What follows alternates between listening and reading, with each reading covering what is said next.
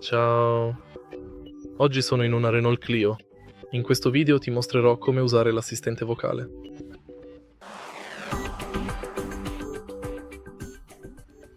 All'inizio assicurati che il tuo smartphone sia collegato all'auto tramite Bluetooth e poi premi semplicemente questo pulsante sul volante.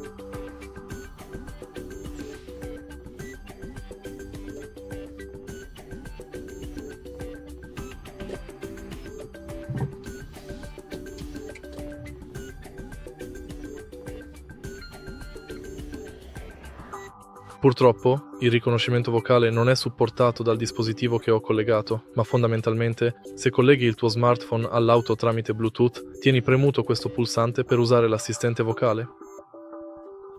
E questo è tutto. Se hai trovato utile questo video, metti mi piace, lascia un commento e iscriviti al canale.